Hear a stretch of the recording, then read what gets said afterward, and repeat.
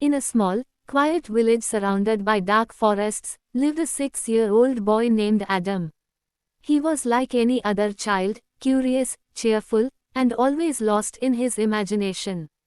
But everything changed on a rainy afternoon when Adam's mother, Maria, found him sitting on the cold wooden floor of his room, his little hands smudged with black paint. In front of him lay a piece of paper.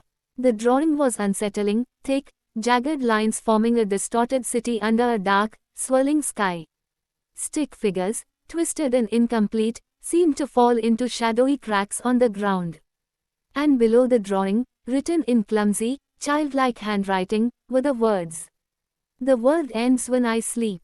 Maria's heart dropped. "Adam, where did you learn to write that?" she asked, her voice trembling.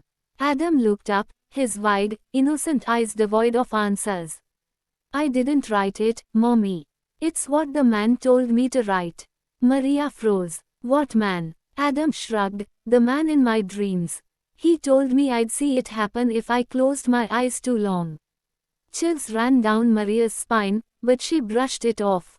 "Just his imagination," she whispered to herself, as she folded the paper and tucked it away in a drawer. That night, Maria watched over Adam as he slept, afraid of the strange words. The house was silent except for the pattering rain. But then, just past midnight, Maria jolted awake to the sound of whispers. She followed the faint sound to Adam's room. The boy lay still on his bed, but his small lips moved, muttering things Maria couldn't understand.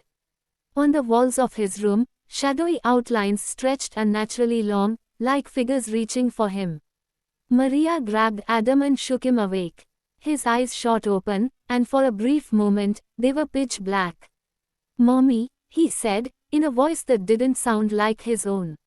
"He's coming for us." The next day, the village was abuzz with terror. All around the village, strange symbols appeared, etched into trees, carved into walls. Birds fell dead from the sky. People whispered about a curse, though no one knew where it came from. And in Adam's room, the painting sat untouched, though the dark city now seemed clearer. By the third day, Adam refused to sleep. His skin grew pale, and his eyes hollow. "If I sleep, he'll finish it," Adam cried. Maria tried everything to keep him awake. But on the fourth night, exhausted and weak, Adam couldn't fight it anymore. As he drifted off, Maria held his tiny hand. That's when it started. The ground outside began to shake violently. Dark clouds swirled unnaturally overhead. In the distance, screams rang out as buildings collapsed, and shadows spread across the earth. Maria turned to Adam, but his breathing had stopped. His face was calm, a faint smile on his lips, as if the man in his dreams had finally claimed him. The last thing Maria saw was the unfinished city from Adam's painting, now real, devouring everything in darkness. And then, the world went silent. Adam's voice echoed faintly, as if from beyond. "The world ends when I sleep."